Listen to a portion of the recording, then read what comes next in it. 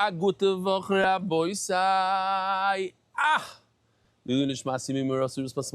Live from Miami. Very rainy day here in Miami.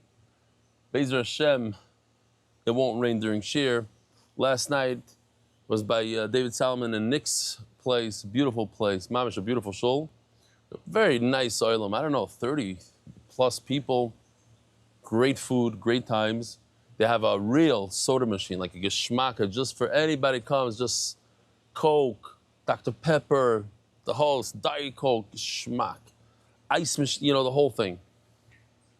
Hot coffee, hot chocolate, the whole zach. So it's beautiful matzav, yishkoyach to David Salomon. We're here in Miami, and today, actually, one of the wildest sugyas in Shas. Not one, not two, but three wild predicaments. A wolf swallowing a baby, an elephant swallowing a basket, which we had once before in Bava Basra, I think it was.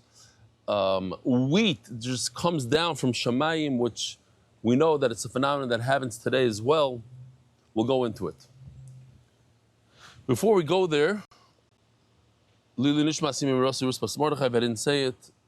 Beautiful email, mamish, an all-time favorite. Because as much as it is familiar and there's no chidushim really in the email, the way it was written, phenomenal. Dear Belly, during Birkas HaChodesh this past Shabbos, I found myself in tears. I was shocked to find that when I asked Hashem for Chaim Shtei Banu Ahavas Toyer V'Yir Shamayim, I felt a genuine and deep love of learning that I had never noticed before. I'd only dreamt of this day when I would feel with actual sincerity, so close and so connected to my learning. As I discreetly and nonchalantly wiped away tears with my talus and continued davening, I realized that this feeling and this transformation was completely attributable to you. As I approached my first anniversary of learning the daf, I have endless hakar satov to you and the MDY Chevra for an incredible first year. I started learning with you only a few days before last Pesach on Makis Daf Beis. As I cleaned for Pesach last year, I not only fell in love with the daf, I also felt like I became part of a new eclectic and fun family. Further, it cannot be understated how your shir creates a positive association with learning. Even for those of us who forget most of what we learn each day, we never forget the positive association that you create with our learning. Lastly, your Mesiras Nefesh to give 3 shiurim on Erev Pesach was one of the first things that I experienced as part of your shir. Wait, this year gets even better. Last year wasn't a 3-day yontif. Was one of the first things I experienced as part of your shir. Your effort and dedication left a lasting impression on me. You should know that your commitment and endless hours of preparation are appreciated and internalized by all of your Talmidim. Hashem should continue to give you koyach to continue to put in this effort in good health and Mir Hashem because of your hard work is solely for the benefit of Klal Yisrael and to make a Kiddush Hashem with endless hakar satov. Moshe Warga, Passaic, New Jersey, Makis Daf Beis, beautiful. Moshe, beautiful. Shkoyach, well written.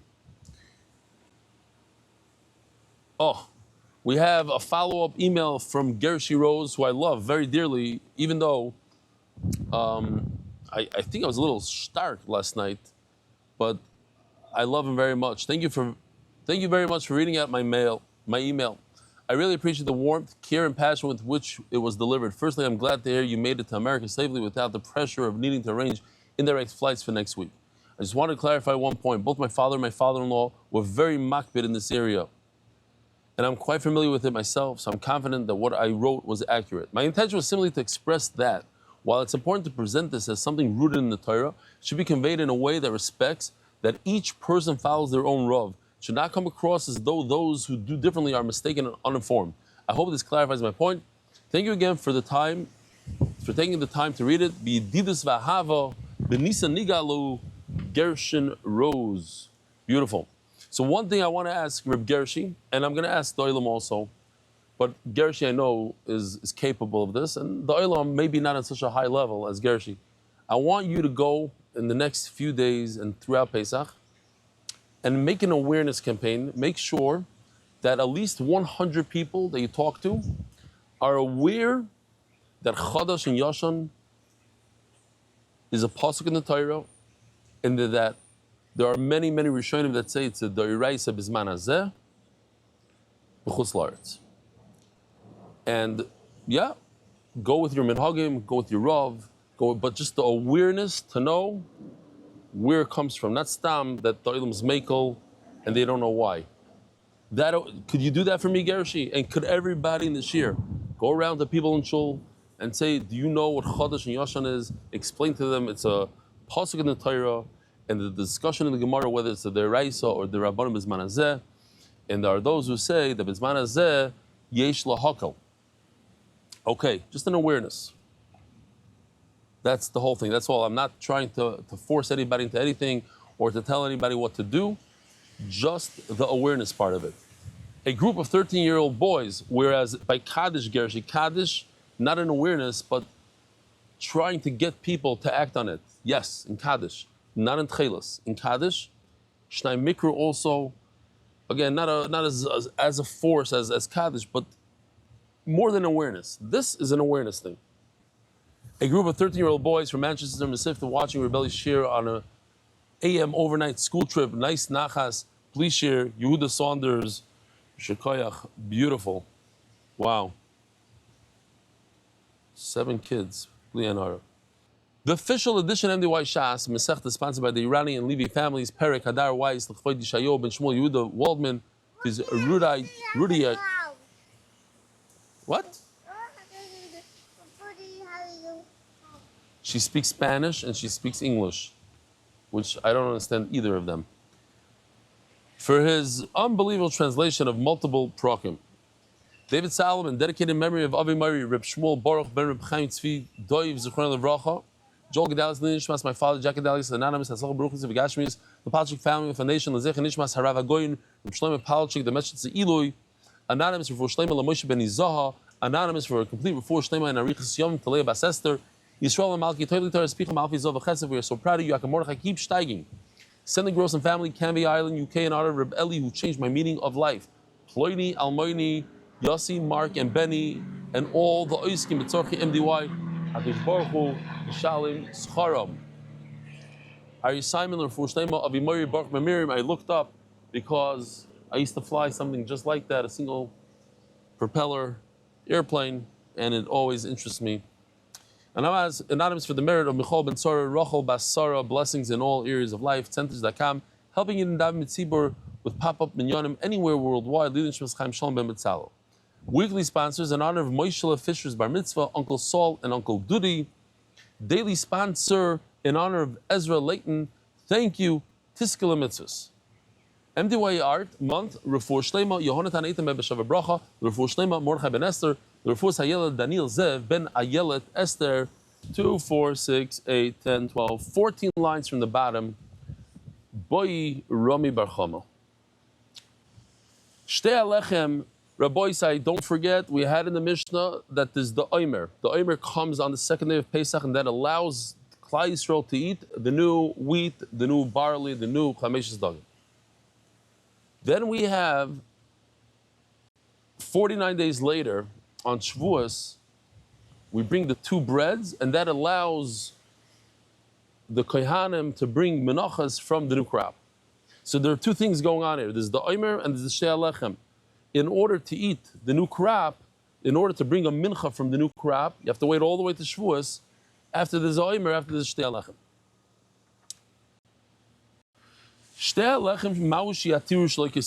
What if the Shtei Alechem was brought out of order? So, do you have to wait until the following year? In other words, if the Shtei Alechem came first and there's no Omer, do you have to wait until next year when they bring the Omer? So says the Gemara. We have a few charts to explain the sugya, very, very simple. What happened was that, let's say you planted it, I'm going to call it Lag B'Omer because that's a date that we could all understand. It's after Pesach, but before Shavuos. This crop was planted after Pesach, on Lag B'Omer. And therefore what? We don't have the oimer that allows this new crop. But we do have the shtei alachem. It was there for Shavuos time, just in time for Shavuos.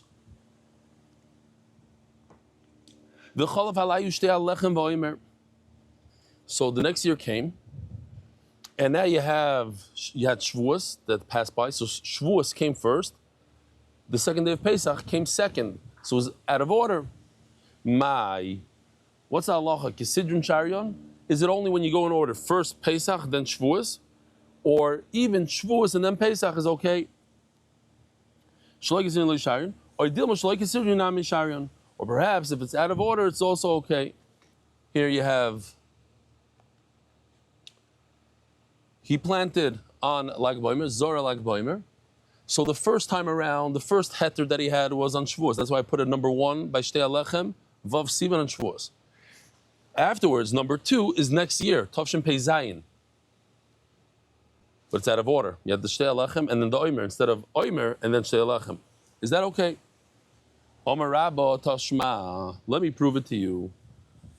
Vim Takriv Minchas Bikurim. Listen, Rabbi Isai, it's this week's parasha. Parashas Vayikra. Vim Takriv Minchas Bikurim. Vim Minchas Oimer Akasim Adaber. The Torah is talking about the Oimer. Meicham Ba Menasoirim. How do you know? The Oimer comes from barley. How do you know that the Oimer comes from barley? Maybe it comes from wheat. Pharaoh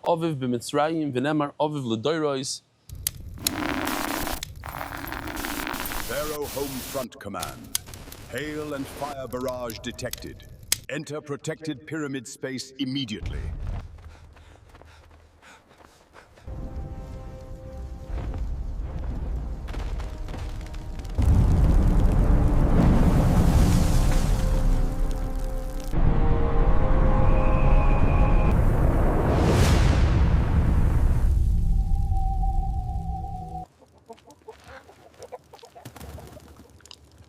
Is it over? Can we leave the wall now? No. There is still concern about hail fragments.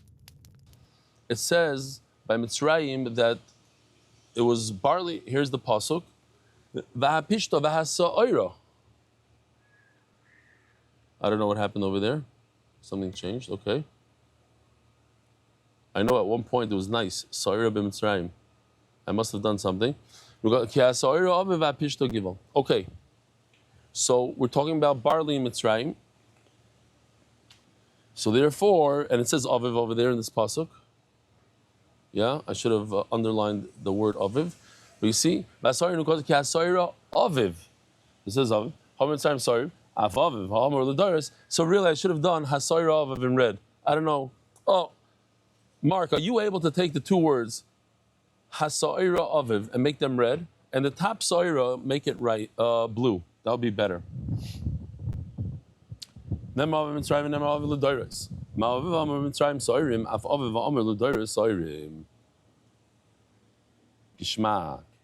Okay, so that's Rebbe Eliezer. Now we're still trying to bring proof here. We're not there yet. When we get there, next word also aviv, red.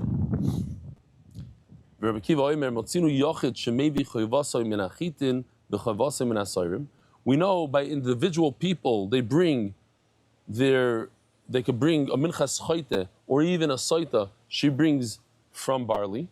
The public also. Now here's the raya, because when in the world does the public bring barley? If you tell me that the oimer comes from wheat, we don't find that the public brings shkoyach. Here it is. The only thing is, I'll be mayor to you now. If you notice, it's two shades of red. The red that you did and the red that I do, mine is a little darker. But okay, I used to use that red, so it's good. We're going to move on. Yishkoyach, Mark Ashkenazi, Erev Shabbos, with the oilam here. Here comes the proof. Rabbi say, here it is. Dover Achen. Dover Acher, 4 lines from the bottom. We have a 6-line sugya. Pay attention here, and then everything is like a gadah that flows. Dover Acher, if you tell me, I want to prove to you I want to prove to you that the oimer comes from chitim. Come, say hello to everybody. If you tell me that the oimer comes from wheat, ein shtei alechem bikurim. We know that the two breads that you bring on Shavuos are called bikurim. Bikurim means they're the first. It's the first of the crop. So it says Rebbe Akiva, see if you could somehow close the door, even though there's a very thick cable. Or maybe push the cable all the way to the corner or something, otherwise the door will stay open. Ein shtei alechem bikurim. If the oimer, says Rebbe Akiva, is made out of wheat, so you already used wheat that year. So by the time Shavuos comes around and you bring the two breads, it's not the first time you're using wheat, you already used the wheat on the second day of Pesach. You hear? But we're not done yet. V'misa. Oh, so let me just show you. Here we go. No, this is good. Let me just show this. If, you see, it's rudimentary. I just used something that Yoshi set up, but it's a little shvach. If the oimer was brought on Tes Zayin Nisan, meaning the second day of Pesach, and then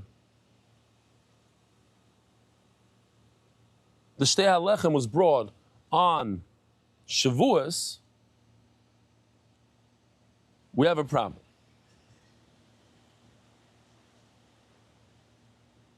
V'misa the Shtei HaLechem Shalei Kisidron Sharion, however, says Rebbe Akiva, but wait a minute. The Gemara says in Rebbe Akiva, not the Rebbe Akiva. If it's true, in fact, that you could go out of order, you could first bring, in other words, if this crop saw Shavuos first and then Pesach second, it's good.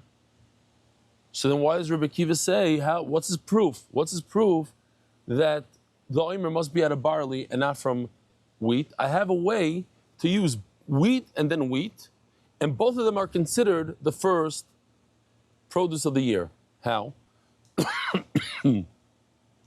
Mishkachas law, I could find it. The makriv oimer mahanoch the ishrush koydem l'shtei alechem. Let me just say about Peh. The first time we use barley the entire year is for the oimer. So that's the bikurim, first time. First time we use wheat is on Shavuos for the two breads. That's if the one is barley, one is wheat.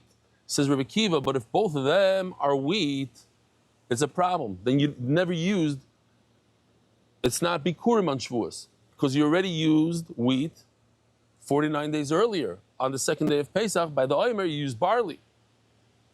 So if you could use the oimer, you could use wheat for the oimer, so you used wheat then, and then Shavuos comes and you use wheat again, so it's not bikurim, it's not the first time you used wheat this season, yeah? So look what it says over here, oimer chitan tezai nisan, if you're allowed to use wheat for the oimer, then you're not using bikurim, it's not the first time you're using wheat on Shavuos. Says the Gemara, it is the first time. Why? Because according to you, let's say somebody planted, I'm just saying this about Peh, so somebody planted wheat on Lag Boimer, which means he just missed Pesach, just missed the second day of Pesach. So the first time first time he's going to use this wheat is on Shavuos, that's number one. And the coming year around, he'll use it for the Oimer. That's if you can do it out of order. If you do it out of order, then it's fine. Then it's the first time that this produce was ever used. Says the Gemara, no, sorry. Now let's see inside. If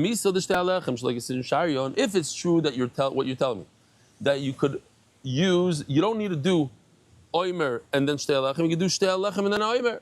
So now I have a situation where I have bikurim on Shavuos with the same produce, chita and chita. If you notice, I just did, just to make it easier, the number one is purple and the number two is purple. In other words, we're referring to the purple, what he planted on like Ba'imer.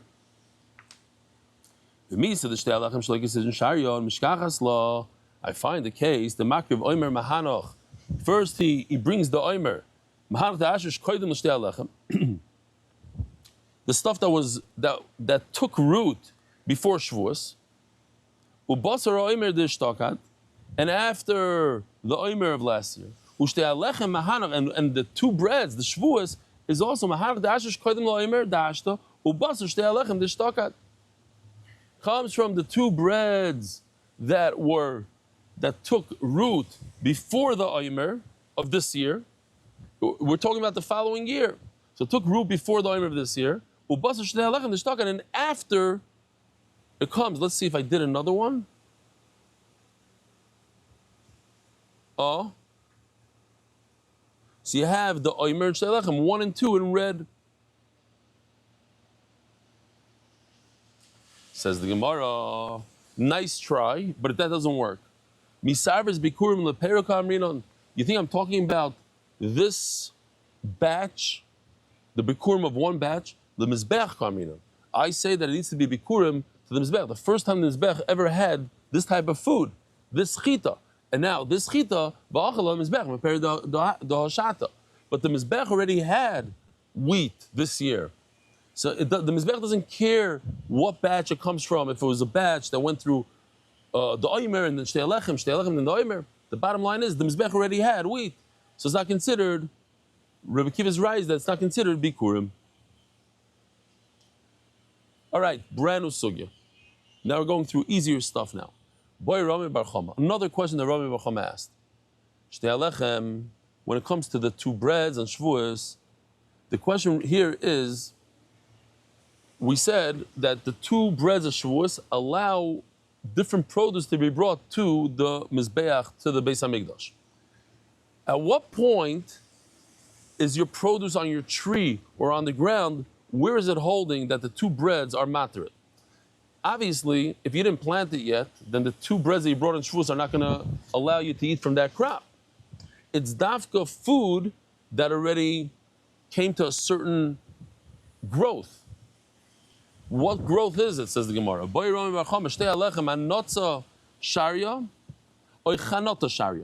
So Rashi explains other places that hanotza means that the flower, there's a little flower that grows, and you could actually, there's a mango tree here. I don't know if you could see.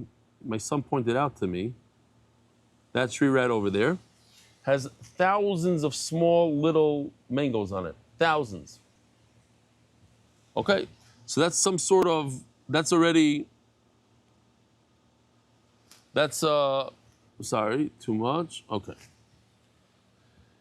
Blooming, etc. But there's different stages. Here, let me show you what Yoshi did.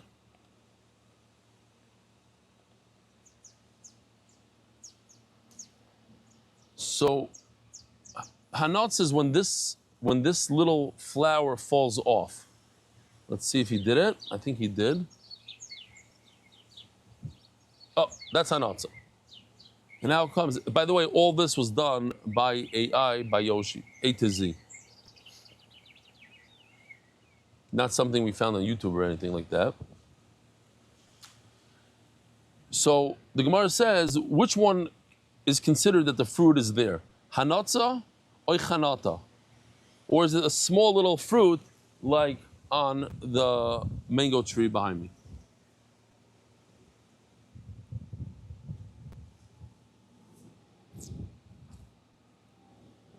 Let me see if my son, I don't know if he sees me. Okay. It would be cool if he got up on the tree and showed us what a chanata is. Mamish, there's small little tiny mangoes. Ilay mahanotza the perav, chanata the perav. We're talking about fruit. Hashta, hashrasha, sharya, chanotza v'chanota mebaya. I don't understand, says Gemara. If just rooting, there's a root in the ground, the seed is in the ground, you don't see anything. Just it took root, that's considered as if it already grew, and the two breads and Shavuos, they allow you to eat this crop. So certainly if it bloomed, certainly if it has some sort of hanatza or chanata. There's a maisa I saw where, a maisa shaya, there was a tremendous wind that came through Los Angeles, and it tore up trees, but it tore up trees on the right side of the street and not on the left side of the street. And people were bewildered. How's it possible? What? It's the same trees on this side and that side. Why would the wind uproot trees from this side, not that side? They came to discover that the trees that were uprooted were what's the word I'm looking for? Were watered and taken care of by the city, and the ones on the other side of the street were taken care of privately by the residents. Now, naturally, the city does a better job because they they have a whole truck system and they come and they water. The ones that are taken care of by private people, sometimes they forget to water, sometimes not. So they discovered that the ones that weren't watered as much and weren't taken care of as much were stronger. Why? Because they learned how to survive with less water, and the roots were stronger. They say perhaps you could say a muscle. The kids that grow up today, the kids that grew up in Corona, the kids in Eretz Yisrael, they grow up in the wars, the constant bombings in the shelters.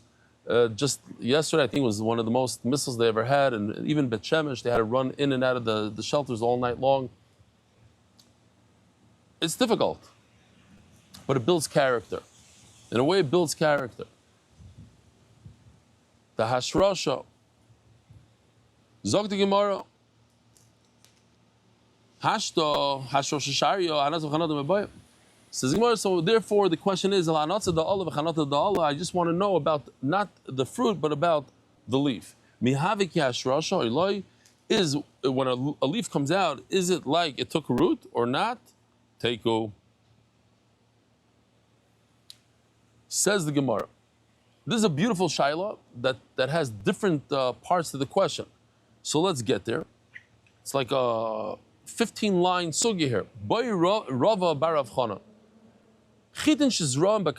You take wheat, you plant it in the ground. Oimer matiron ematiron, does the oimer allow you to eat from it? Eichidami, what's the case? Ida ashru shtanino, ida lo ashru shtanino. If it took root, we learned that it's considered that it is matiron. If it didn't take root, we learned it's not, as the Gemara brings. This is not a mishrishu kodim lo oimer matiron. Vim lav asur matziyavay oimer haba. If it took root, then the oimer allows you to eat from it. If it didn't take root, you have to wait until the next year. Lo yitzricha. What happened? Yes. How do you know? No, I want to know if you could grab that mango on the thing. It's kind of high. You want to get up there and grab it? Grab a chair, see if you can reach that little mango. You don't have to pull it off because it's not ours. You want to try? No? Do well with it. Just pull on it. I want to show the oilam what a chanatha is. It's mamish in the sugya. You think you can reach that? Okay. So, but listen, the question is developing now. It's a gewaldige question. Lo yitzricha, says the Gemara. It's not a mishushu kodem lo omer tirim lav asur mat sheyavay omer ba. Lo yitzricha dechazdinu bezarinu koidem lo omer. Says the Gemara. Grab a chair, see if that's high enough. I don't know if it's tall enough. And when you get there, you don't have to pull it off. Just grab it, and I'm going to show the oil where it is. You see those little guys, those little mangoes.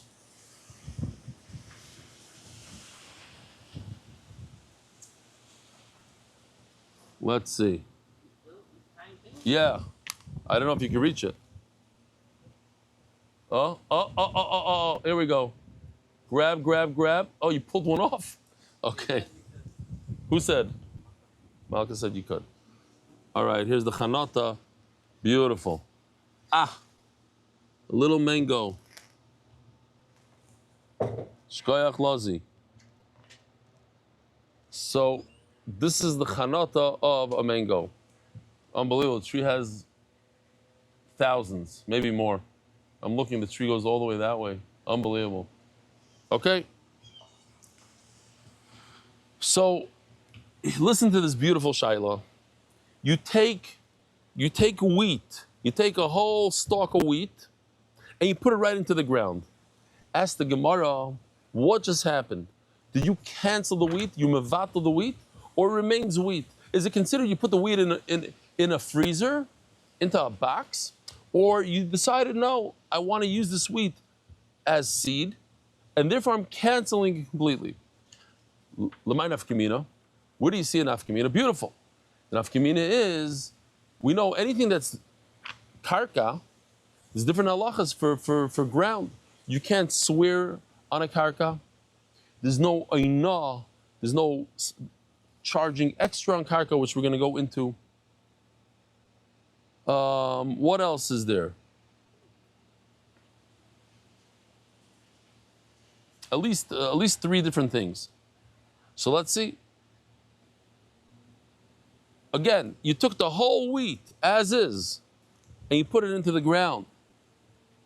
The chadzdinu, says the Gemara. Vizarinu, and then you planted it. You cut it and you planted it. Koydim loimer, right before the second day of Pesach. And then came the second day of Pesach. Can you eat? Oh, so question number one is, can you eat? Let me put this back. Can you eat the wheat? You decided, you're hungry, so you dig it up. Now, did it have an oimer that was materit, or no? Oimer is not good on grain, on seeds. It's only good on food. Did it lose the shem food by putting it into the ground?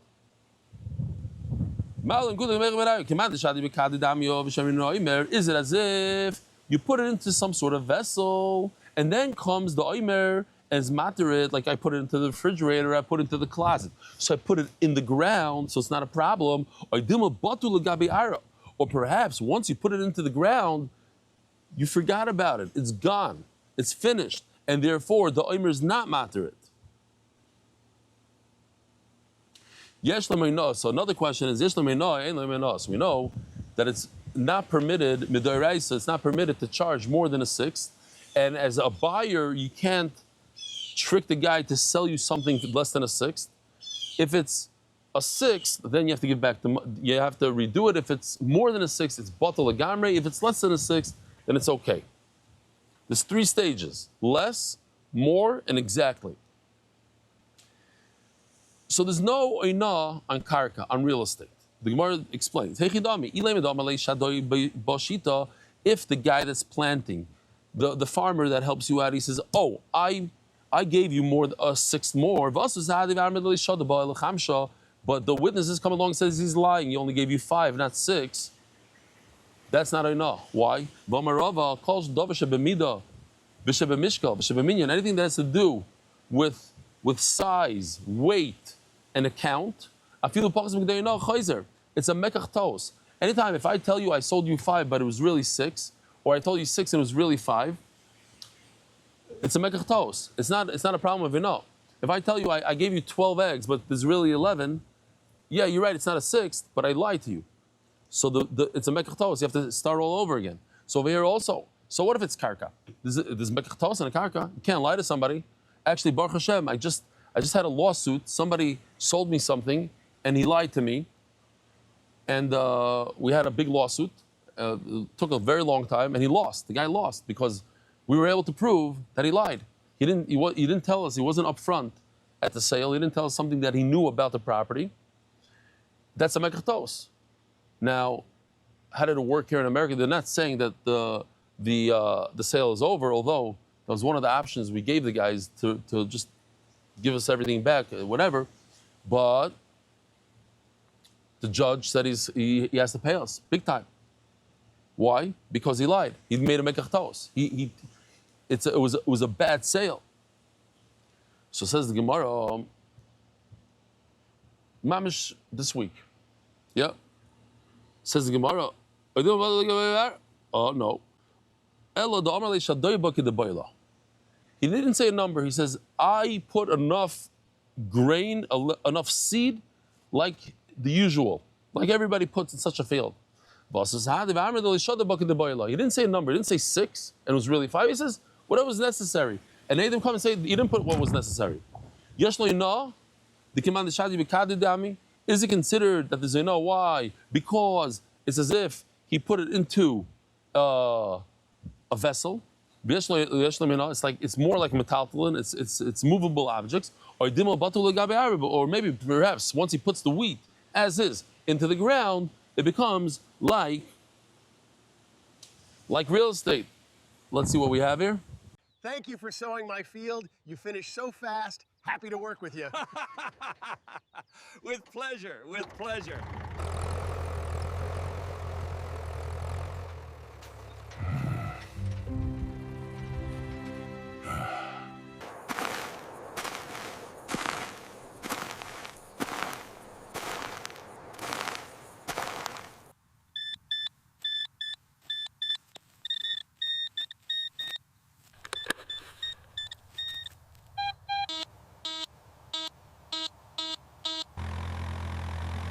Hey, wait, you cheater, liar. You only sowed 5 seha. You committed to sowing 6 seha. I will sue you in Bet Din. Sue me. Go ahead. There is no onaha regarding land. Forget about your money. Chotuf! Impudent!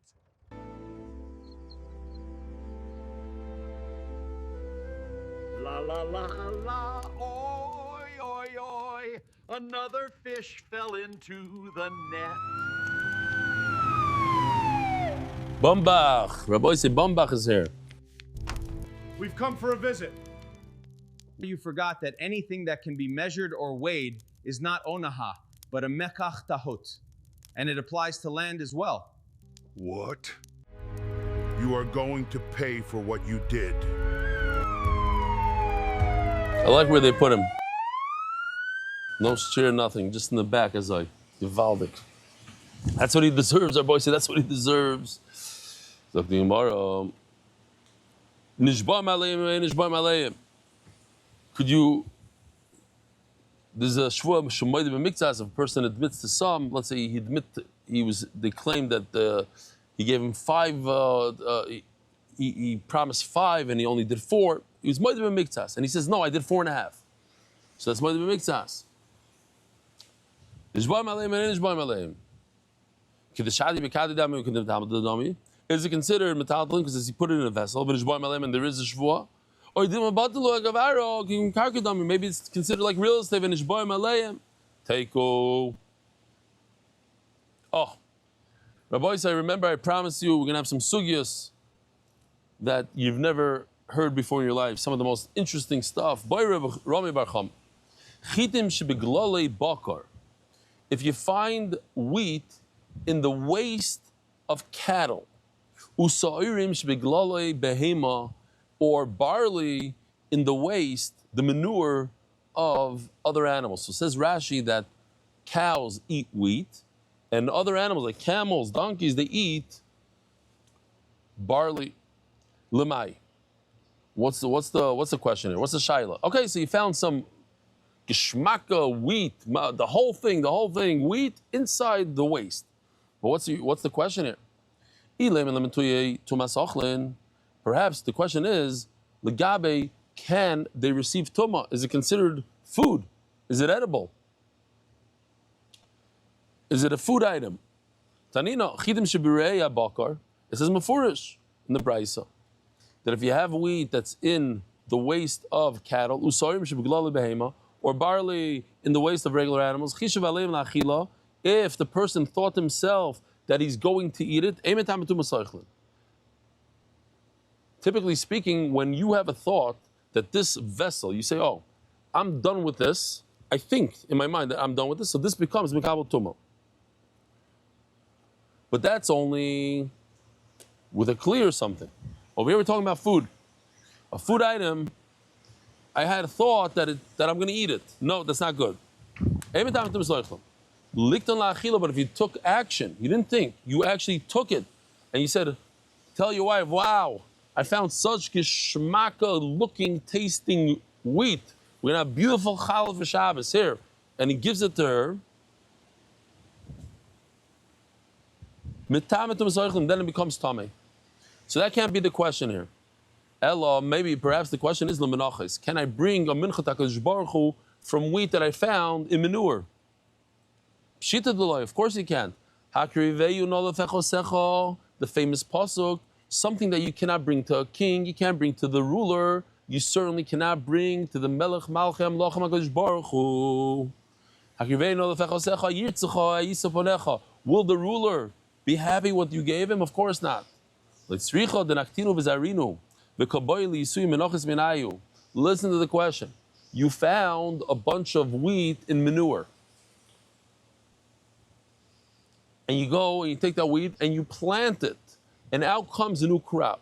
Now it's not disgusting anymore because it's a seed, and who knows what happens to regular seeds anyway. A seed came and grew, so nobody's going to be disgusted by it. You can bring that perhaps to the Kosh Baruch Hu. There's another question. Did the seed weaken? Was it weakened by the fact that it was digested by an animal? Once you take grain and you put it through an animal system, maybe it's an inferior product that comes out. Once you plant it, it's not disgusting anymore. Or perhaps if it got weakened, and now it's the weak. Oh, here goes. Now it gets even better. If an elephant swallowed a basket, it went completely right through his digestive system and it came out the other side. What's the halacha? Says Gemara Lemai. What's your question? Perhaps you want to say that it's not tamei anymore. Tanina. If I think about this cup that it should be a kli, then it becomes a kli. But if it's already a kli and I say, oh, I don't want this to be a kli anymore, it's not good enough to think about it. You have to take action, you have to break, you have to do. So over here by the elephant, nothing happened to the kli. It was a kli that was mekabel tuma, and it went through his digestive tract. So what? Nothing happened to the kli. Like tzricha, says the Gemara, the case is the balahutzin, he swallowed like wicker, v'havdinu kfifa mitzvahs, and after he swallowed it, they went ahead and they made a basket out of it. Mihave equal, is that considered that it was digested? V'havelei kichli glalim, kichlei adama, b'mikabel tuma. You know, in the time of the Gemara, they used to make different vessels from manure or mud, and those don't have a chashivas, they're not mekabel tuma. So too, this is also like, perhaps since it came through his digestive system, it's considered wicker that is a kli adama, it's a kli glalim, it's like considered a terrible kli, and it's not mekabel tuma. Domamar kli avonim, a vessel that's made out of stone, kli glalim, a vessel that's made out of waste of an animal, kli adama, or from mud, ein mekabel tuma. They're not mekabel tuma. Lo b'divrei Torah, lo b'divrei sefer. It's not mekabel tuma at all. Or dilma lehavi equal. It's not considered that it was digested. So let's see the video.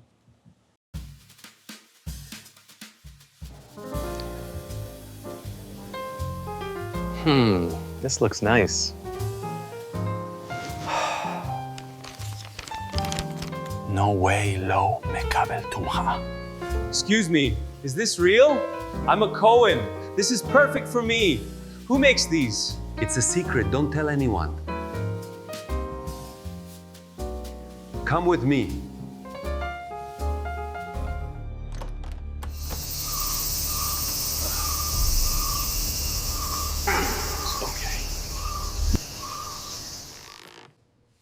What am I looking at? You see an elephant, but not just any elephant. It's a special elephant, one of a kind. He just eats the branches and this is what comes out. A 100% Kli Gloilim.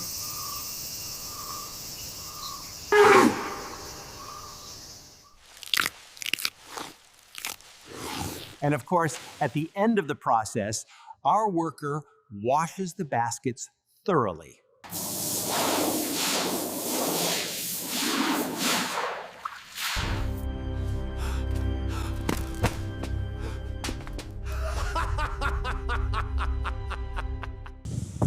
All right, kli glalim from an elephant. One to be remembered.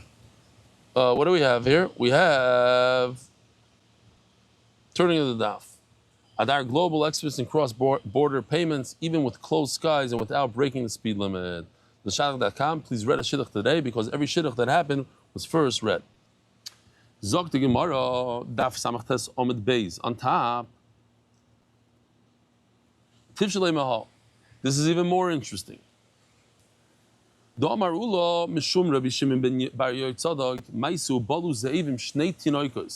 terrible, terrible tragedy where the wolves came and devoured 2 children, 2 babies. And the story came to Chachamim. Later on, the wolves relieved themselves, and now came pieces of human flesh. Here's a shiloh. It doesn't matter whether you understand the story or not. The question is a halachic question. If human flesh goes through a digestive system of any animal, a wolf, a lion, an elephant, which they don't eat human beings, but let's just say it happened, does something halachically happen to the meat? In other words, human flesh is metama. We know you go to the levaya, you touch a kezayis of a mace, you're tameh. Metame boil. But maybe perhaps this meat that goes through the digestive system is something else when it comes out. Chachamim said yes, it's something else. It became tar. So Memela, so too when wood, branches, whatever it is, wicker, goes through an elephant system, it should be considered klei gelalim. Says the Gemara, wait a minute, you can make a huge distinction here. Shani baso derakich. Human flesh is very soft, so when it goes through the digestive system, something changes. But wood is different. So wait a minute, I thought you were going to say that, but it says over there, they said that the bones, since it's so tough, goes through the animal, that is tamei. So you see that something that's tough, like a branch, it should remain tamei. It should be considered that the way it came in is the way it went out. Nothing changed in the digestive system. Perhaps there's no raya from bones, because bones are tougher than branches, especially these branches we're talking about. And therefore, maybe branches do change, but bones don't. Rabbi say another unbelievable situation. What happens to wheat that came down in the clouds, in the rain? Mao. So you're going to ask, like, what exactly happened? So says Rashi that the clouds came and swallowed up a whole ship. Come, you want to come say hello? So look, I mean, I spoke about this a bunch of times. I just want to show you this video.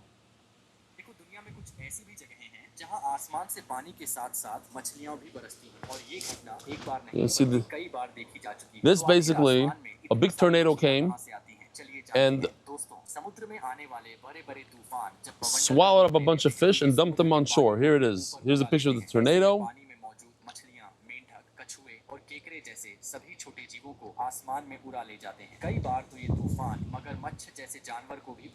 That I'm not exactly sure. Oh, they come down. It's called raining fish. Look it up. It's such a musig. So the same exact thing could happen with kernels of grain. A big tornado comes, sweeps it all up in a vacuum, and dumps it somewhere else. Here we have, based on what Rashi said,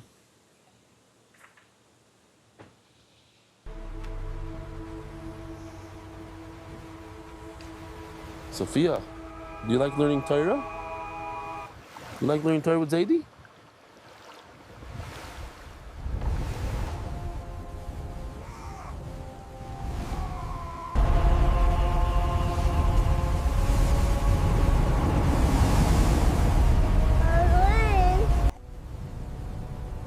What do you say?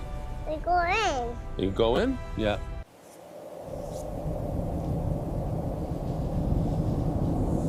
Bye-bye. See you later.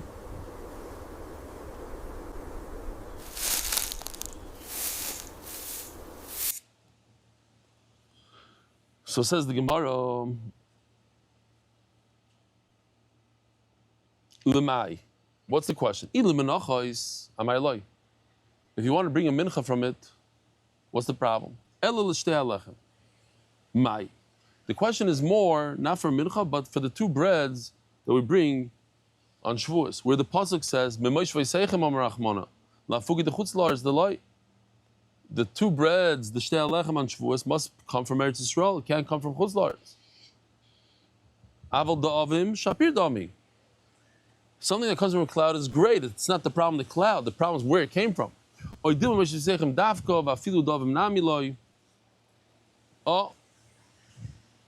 so let's start again. The Torah says that it has to come from Eretz Yisrael, meaning, but not from chutz la'aretz, but from a cloud is okay.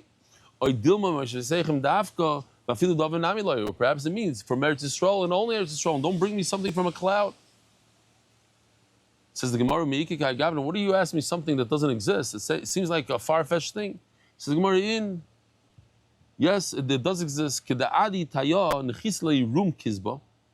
Kizba is like a fistful plus the thumb. To remember it, something like this. Yeah? Oh, I have to show you this Taisus before I forget. Taisus, I did this after Kobe. It was already Shabbos for Kobe, so it's not as nice as he does it. Taisus says, it's the last wide line. If you find wheat inside a chicken, you shech the chicken, and you find wheat on Pesach, you should be machmer. The lesser imnis bashlu, they'll have it equal. It's not considered being digested. Okay, that's Taisus. It reminds me of a story where there was a chassan, a fresh chassan, just got married right before Pesach, and he's at his in-laws' house for the Seder, and at the Seder, they serve him soup. And he looks into the soup and he's mortified. He sees wheat grain in his soup. He gets up, makes a whole commotion. Hayitachen, I cannot believe I married into this family. That's one way I heard the story. Another way, he was very quiet. Either way, he couldn't believe his eyes that he found wheat inside the soup. And he went to the Rav and he told the Rav what happened, and the Rav said, let me see something. Take off your shtreimel. Basically what happened was that at the chasana, people threw wheat kernels at him, and some of the wheat kernels got stuck in his shtreimel, and he was wearing his shtreimel at the Seder, and when he bent over at the soup, a wheat kernel fell off his shtreimel, so it was really him. Sometimes, instead of pointing fingers at somebody else, point at yourself. I heard this from a YY, I heard this from a few people, that when you point at somebody else, you're pointing with one finger, but it's really three at yourself. Don't point at somebody else, point at yourself. You might be at fault. It might be your shtreimel, not your mechutin or your mechutenista. What? Okay. All right. So we shall stop right over here. Rabbi Sai, have a wonderful day. Merit the schus of spreading Torah throughout the world. Sponsor a shir today. MDYsponsor.com or sponsor at MDYDaf.com.